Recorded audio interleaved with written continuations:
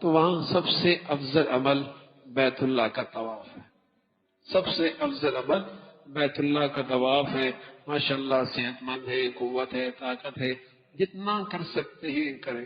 اور اگر یہ ہمت نہیں تو دور سے بیٹھ کر بیت اللہ کو دیکھتے رہیں. دنیا میں ہر نیکی کر سکتے ہیں، لیکن بیت اللہ کے دیکھنے کی نیکی صرف بیت اللہ میں مل سکتی ہے.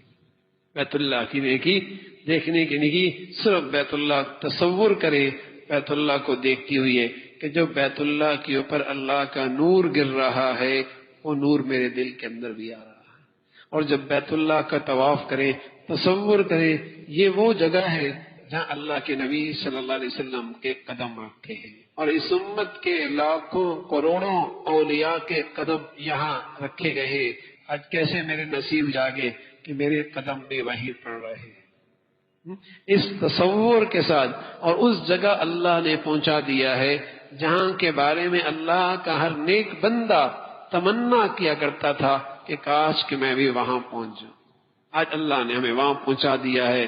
حرم کی ہوائیں، فضائیں، مبارک جگہ. اس تصور کے ساتھ اس کے اندر رہے پورے بیت اللہ میں، حرم میں، اس تصور کے ساتھ کہ یہ وہ سرزمین ہے جہاں اللہ کے ہر مقبول بندے کی چاہت رہی ہے کہ میرے قدم یہاں پڑ جائے، اور اللہ کے ہر نبی کے قدم وہاں پڑے. اللہ کے ہر نبی کے قدم وہاں پڑے ہیں.